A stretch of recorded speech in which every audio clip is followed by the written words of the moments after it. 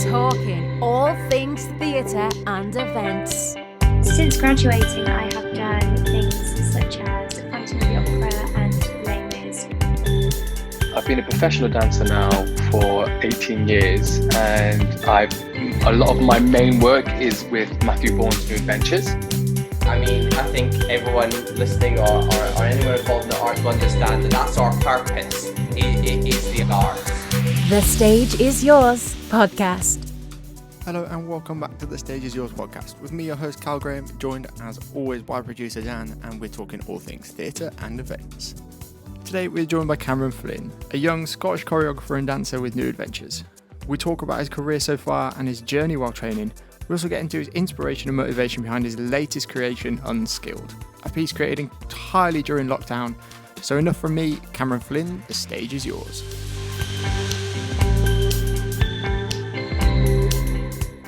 On the podcast today, we're joined by Cameron Flynn. How are you, my friend? How are you? Yeah, not too bad. We're almost at the end of this, I feel. So yeah, on the home straight.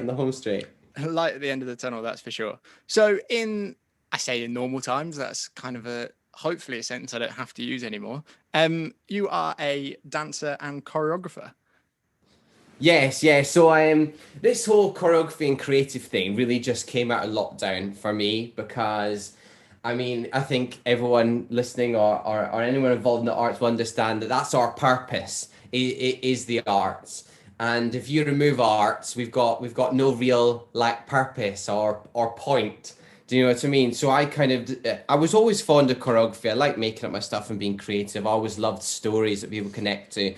But yeah, for me, it was less of an opportunity to go, right, I've got this window now. I need to make a career for myself. I need to do this. It actually just started as I need this for my health, to keep going, to have something to do. You know what I mean? So although I can stand here and say I'm very proud of myself and I've had great successes with my work, but it honestly all started with my very first project was when you were allowed 2 households outside, and about summertime, I got my best mate and his girlfriend to come over at my house. We just went in the garden. We just created something and thought, should we just get this filmed? Why not? Do you know what I mean? And then that's kind of how it all started from the creative side during lockdown. But pre-lockdown, yeah, I'm very fortunate to be a company member with Matthew Bourne's New Adventures since 2019, I believe, with Romeo and Juliet, and then on to Red Shoes. So yeah, that's kind of my dancer side and then my new creative side. So how is it you became a dancer? Have you always wanted to kind of go down that route, or was it something you kind of just... Yeah, so I remember being young and I went to I think it was a Thursday or Friday night hip hop class. It was hip hop and jazz at the time. And I thought it was the coolest guy ever, snapback on, knee slides on the floor. And then the principal of the school says, you need to get some classical training in you. It was never something I really was hugely fond of. I remember my dad taking me to first ballet class and I left and being like, no, this is not for me. No, really sorry. Do you know what I mean? And then from my memory, I remember the next week just going, right, let's go, Dad, let's go. Do you know what I mean? Take me. And my dad was a bit confused, it's like, you're going back. So it was never, I think a lot of dancers will say, there was never really a moment where I thought, right, I'm going to be a dancer. You just start dance class and you just carry on year after year after year after year, and you just take next steps. And the next step was for me when I left Aberdeen and moved to Knightswood, the Dance School of Scotland, the residential school in Glasgow. That was my next step. And then I did 2 years there. And then the next step after that was college in London. And then sometimes you don't slow down and give yourself a chance to go, is this what I want to do? So yeah, absolutely. Yeah, that was kind of my journey.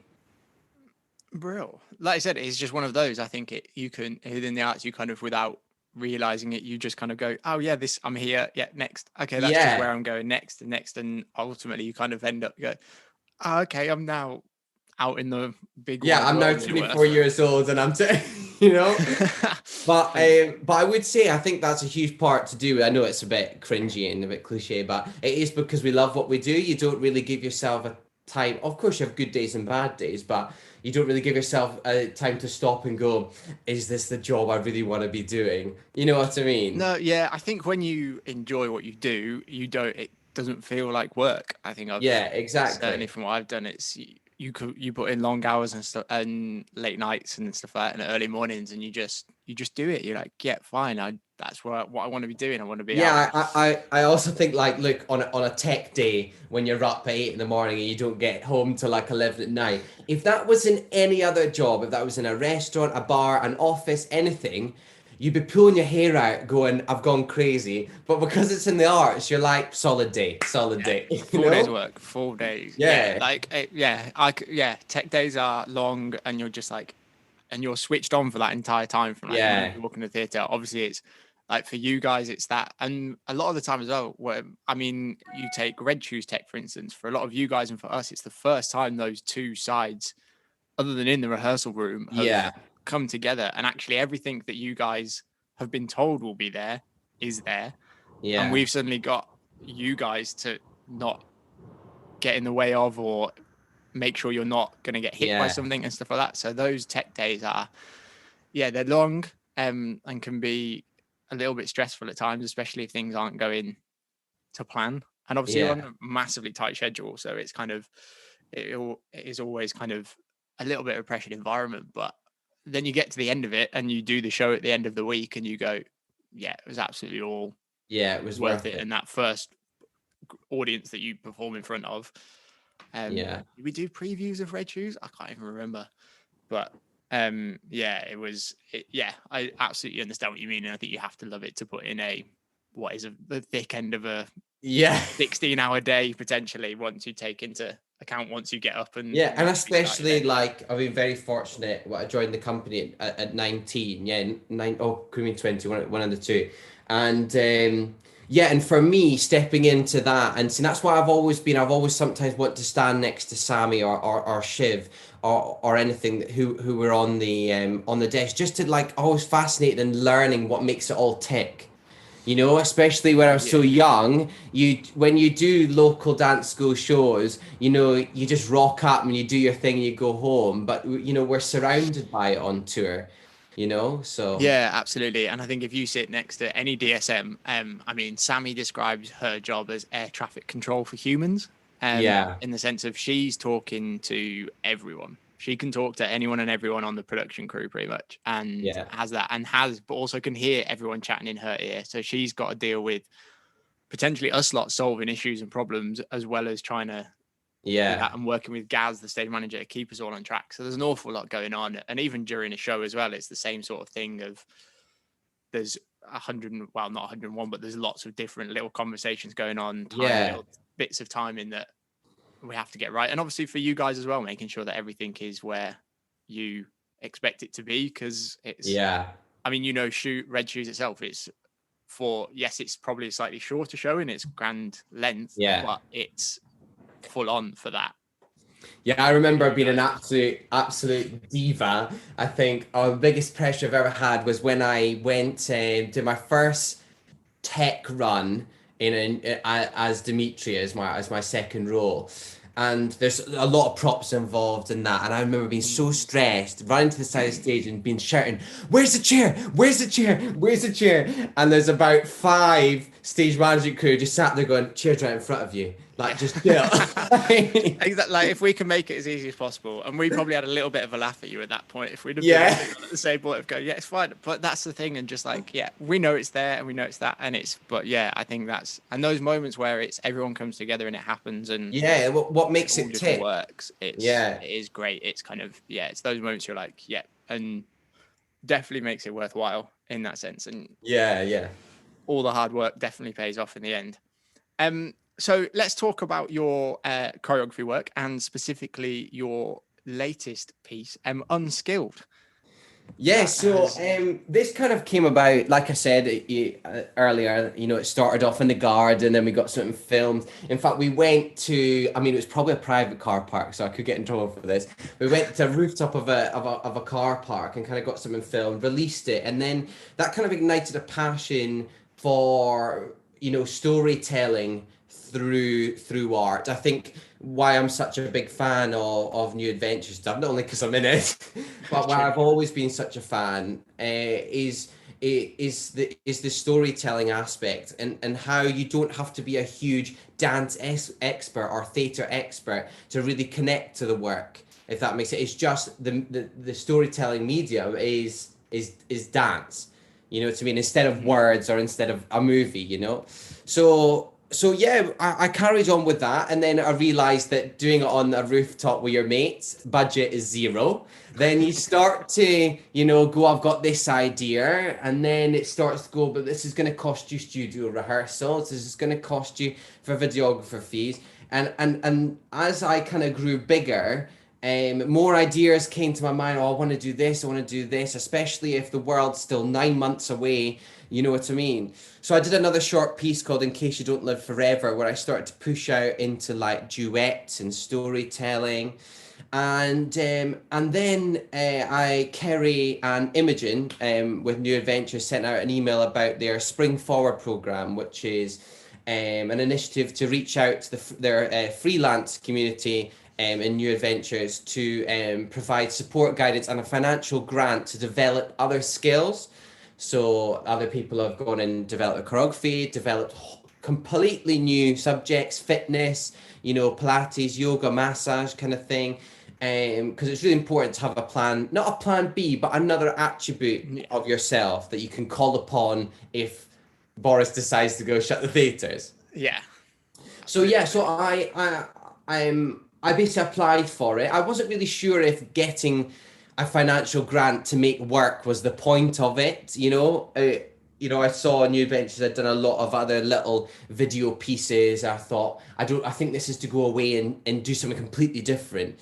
But I went for it. I submitted my application and kind of said that I wanted to, you know, use young artists. I wanted to, you know, showcase people that currently are right now doing night shifts in Waitrose, that are, you know, doing Zoom classes with kids, pointing their toes, little baby ballet classes. I wanted to showcase that we're all in the same boat through a story.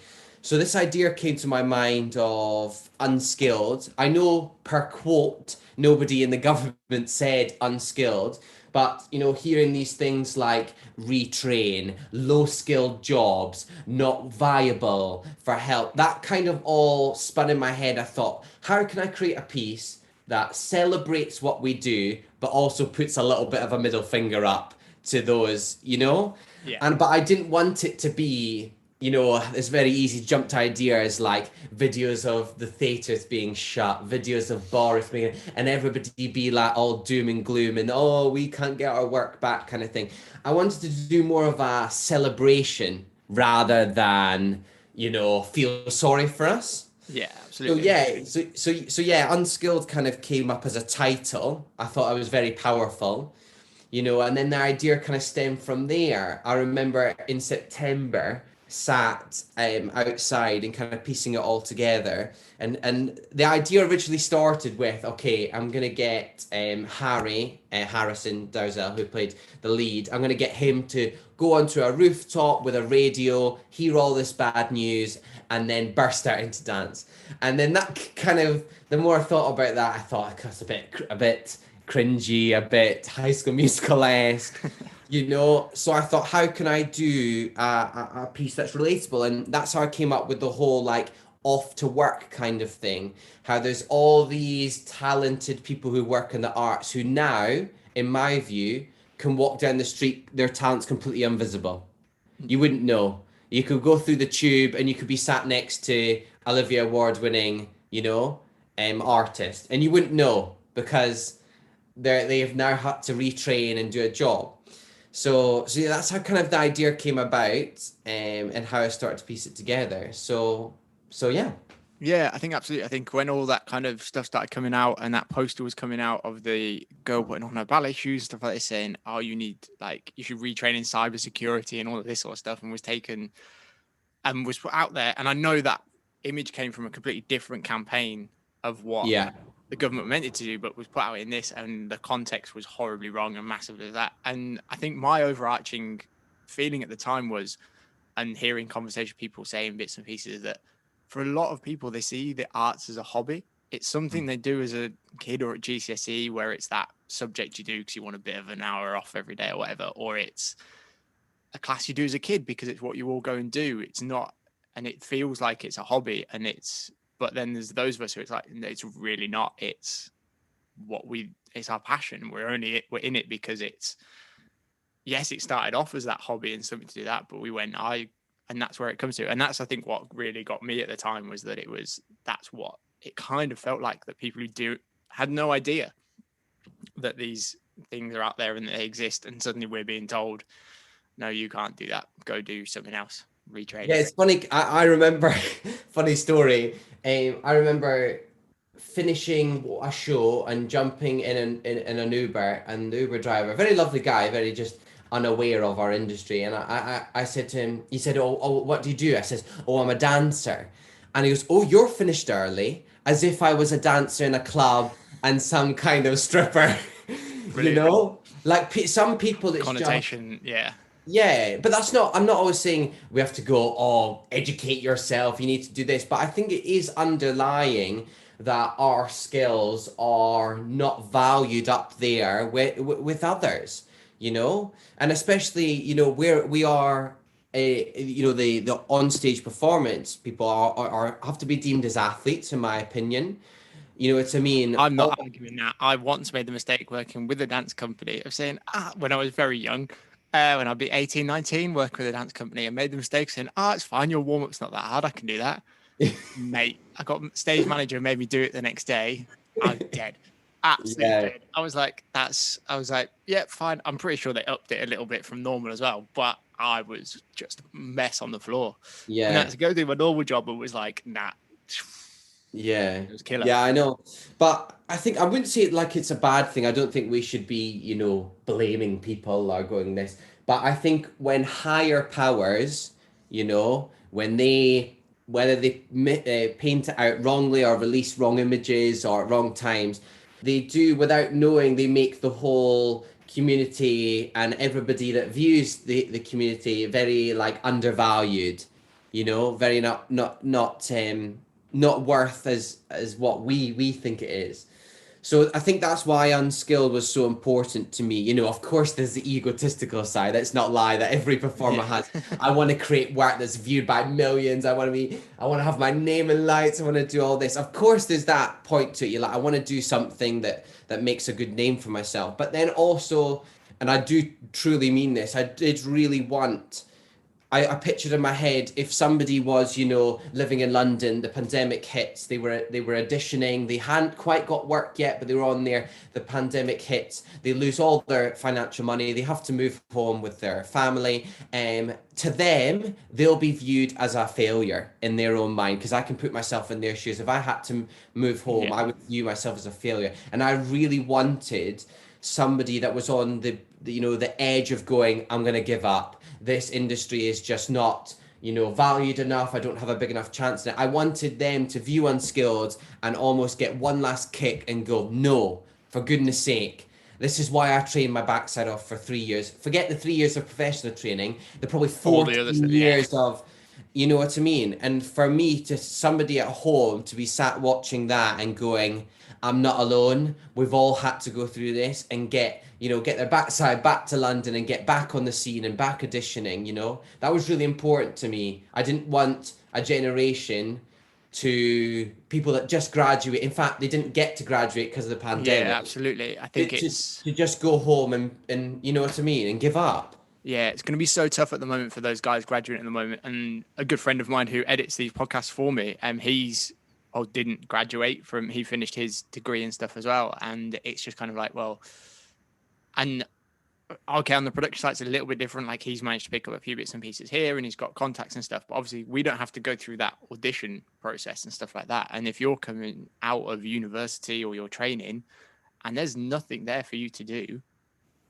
it's going to be so tough. And it's going to be certainly last year's kind of cohort of trainees and this year's, it's going to be a struggle. So yeah, having that kind of thing about there, there is stuff there, but it's going to, and I think you've got to have an amount of drive to go, keep going, keep going, keep going. And I really hope, I mean, people have told me this, correct me if I'm wrong. I really hope that Unskilled gave that angry, powerful, like it showed that through the piece. I think it speaks to everyone. I think I'm having spoken to a few people and seen a few bits and pieces, and people who it was never aimed at in your initial eyes, in that sense of that, have kind of watched it and gone, yeah, and just needed that little boost to go, yeah, there's still, Yeah, it'll come back. We will be there. It will still happen. So how Yeah. did you find creating something during a pandemic with all these restrictions and everything else? And that surely that added a whole different set of challenges. Yeah.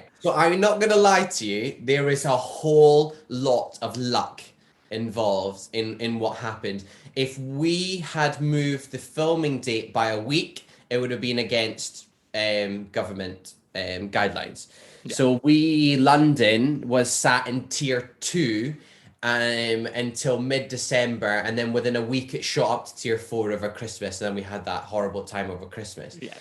So I was very fortunate. In London, we were all, under enough restrictions where we could do things. So we held social distance rehearsals in London, and then we did a filming day as well. It was all pre-planned. I tried to do as much in my back garden and in my room as possible, so the amount of studio time, the amount of contact time was as minimal as possible. But yeah, I would say, actually, I know it's like the question was how difficult was it, but it never actually came to my mind. I think purely because of luck. I never thought, oh, the government are going to change things in the next 2 weeks, I better hurry up. It was a lot of luck involved there. But I will say as well, is exploring digital means was very interesting in my whole creative journey, because obviously, creating something digital is something completely different to on stage, so where you focus on the working with my videographer, everything is completely different when it is done digital. And that's the same for choreography, because when you watch a live show, there's probably about 3 or 4 things you can look at, and that's a director's job to bring the focus to one part of the story. And that's where my development came under a lot of pressure, was directing. Is you can choreograph great moves, don't get me wrong, and you can put great zoom in camera effects, and you can add lights, and it'll look amazing. But as far as telling a story, that was my most difficult part, for sure. But yeah, in the lockdown, it was very lucky how we all kind of pieced it together. Because look, I've been trying to plan, squeeze in one little more one, but it looks of it, nothing will be allowed until at least the 12th of April outside, and then inside it isn't till. So yeah, been quite lucky in that sense, that the 3 short productions that I've made have slotted perfectly, in everything. I mean, yeah, definitely. I mean, there's always a little bit of luck involved with all of these things. I think it just happens that, and it is great that you've managed to kind of, that they have fallen in these gaps. I certainly know a lot of people who have had things in the pipeline, and then it's just kind of gone, oh, no, wait, it's gone. And then the kind of moment's gone, and there's not the kind of momentum behind it or of doing that. So that is great. But like you even mentioned then, I'm sure you just said, like, minimizing contact time, planning out everything so that you're spending the least amount of time in that potentially slightly more risky environment, if you like, of things like that. So I think, which is stuff that normally you wouldn't necessarily have to think about. You would obviously plan it, but it was even more so from that. But obviously, like little things from a viewer's point of view, like in the piece, I always made sure that they were stood at least 1 meter plus apart, because I didn't want anybody to watch the piece and think, how are they allowed to do that? Why are they so close? Why are they touching? I wanted the message to be so pure that no other side little thing. So like when I choreographed the outside sections, even when they were on the steps, obviously on the camera it's closer, but they were like 2, if not 3 meters apart.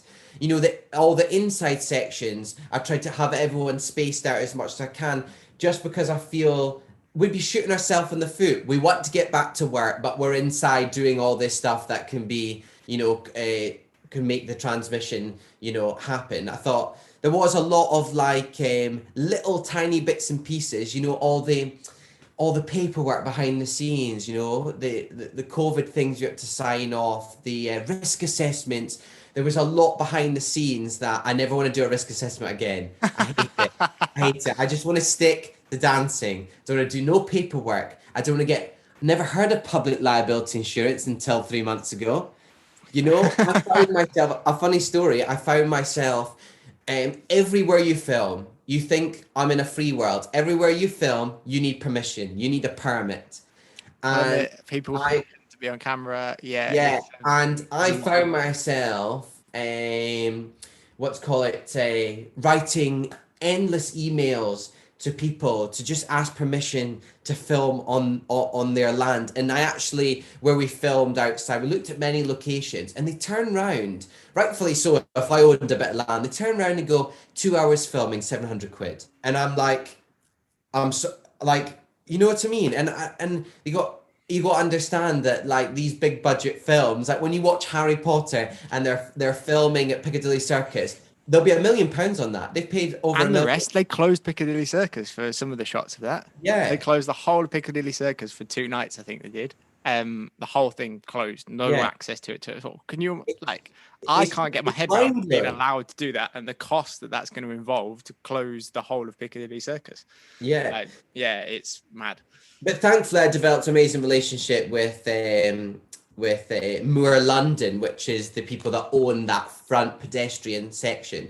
So I remember sometimes with my accent and when I talk, I prefer to call because I can feel I can convince someone with a bit of cheeky charm rather than an email. So I was just called. I was just being, look, we're all young artists. You know, we're totally out of work. We want to create something. And thankfully, this Katie that works for Moor London, she was totally on board, and she got us a permit. But it was funny. In order to get this permit, I had to go down into the counter-terrorism office in London. You think if you go to a landmark, so London Eye, and you just stand, or you know, the House of Parliament, you just stand and look around, the amount of people that are watching all the time, security, cameras, without you noticing, is huge. You know, so we went to outside City Hall, and if you just stand still, security there, camera there, and you actually start to see the ins and outs. So when I went, it was underground to this counter-terrorism office to collect my permit, you know, and there's like uniform lists on the wall, and they've all got guns on them and everything. I went up to this little screen, and just me going, excuse me, can I have my filming permit, please? Mad. You know? Yeah. It's just a whole other world. And then obviously the security then over the radio, they know there's a group of 6 dancers that have got a filming permit. We filmed at like 8:30 in the morning. There wasn't a lot of people there. But the ins and outs of all this, which I know I did it on my own, I had a lot of help from my peers, but usually there's a whole production team that saw all this. From your You know? in normal times that's what it would have been, but it's the hoops and stuff jump through, so that you're normally your kind of producer, your stage manager, production manager, all of that sort of stuff are kind of dealing with that. But as much as I was like, oh yeah, I was a creative choreographer, I have to say I did everything. You know, right? It is what, like I said, in lockdown everyone's had to kind of branch out. Yeah. But like I said, it's a great thing for you as well, and personally going forward, of like just even having more of an understanding. You mentioned it earlier of like, oh, I learned so much. Just understanding of everything that's going on and what's going into different bits. And in Yeah. the future, when you ask certain things of certain people and you don't have to do everything yourself, you go, Yeah. okay, I've got an idea of a little bit more of an idea of what I'm actually asking and how much is going to go into that, which I always think is great. Of like, if people have got a much bigger understanding of what goes on and what it takes of what other people's job roles are, then it just makes you better at your own, because you can just kind of go, yeah, fine, understand that. Not just kind of go, oh, why? Or ask that question and be that person, but it's grand in that sense. So is there anything in the pipeline? Obviously, we're kind of in that thing that things are hopefully starting to go back to normal, but is there anything else? So yeah, obviously I would love, again, it's all government pending, all up in the air. There's obviously future new adventure shows I'd love to be part of. So we just got to see about that. That's just fingers crossed and hope, get myself back into fitness. Obviously, I'd love to continue my performing career, but as far as the creative career, I'm working at the moment with Disguise Studios, which are a big XR company. I literally have rehearsals today for that. As soon as I jump off of this, I'm very fortunate to be in the studio to crack on with that. Working with them on some mental health content for Mental Health Week in May. So I'm currently working on that. Some amazing technology, XR technology, visual effects in the background, adding to some choreography. So that'll be exciting. Very lucky to do that with Echo Productions, the production team that are doing that. So I've got that in the pipeline. I'm hoping to squeeze out one last little story, hopefully. Hopefully release May, June, and then I've filed in an Arts Council application to do a project this summer, and I'm still waiting to hear back from that. So I'll know back from that in April. But you just got to make the first steps. Absolutely, mate. And then you'll see. But hopefully, fingers crossed, the rest of this year looks exciting. It looks busy, it looks stressful, but it's going to be in a good way. yeah, it's going to be exciting. So look, at the end of the day, I'm very fortunate. It's been a lot of hard work, but with the contents and the contacts that I've got and the opportunities that have been provided, I know it's been a rubbish year, but actually I do look back. I remember Kerry Biggins with New Adventures. She helped me do like a bit of a reflection time and look back at everything and what me and my team have achieved this year is amazing. I do really have to look back and give everyone credit that I've worked with. I think this virus has been horrible in so many ways for our industry, but would any of this happened if it wasn't for that? I don't want to look at it that way, but I've always wanted to create something like this. Absolutely. And it has given me the opportunity to do that. So yeah. Yeah, I think you've got to look at the positives to take from it and kind of go, well, actually, yeah, this has turned out and how you can adapt that. And even if it, like we were talking before, even that it just makes you realize what it is that your job does mean to you and stuff like that. Yeah. And how much it plays a part in your life and stuff like that. And then also just simply on the lines of, and we touched on it when we were chatting before, it's probably the first time I've had any kind of real break in like far too long. So I was like, even at the simple thing of that, of like, yeah, just having some proper time to rest, however enforced it may have been, is probably not a bad thing in some ways. Yeah, Steph has all made us look at our lives and go, what's important, family, friends, and really finding, even though sometimes you can work in the arts, for me, I love performing, but also finding where else you want to take your career, and really going, is this what, is this something I want to do, and exploring ways to make that happen. So yeah, absolutely. So yeah.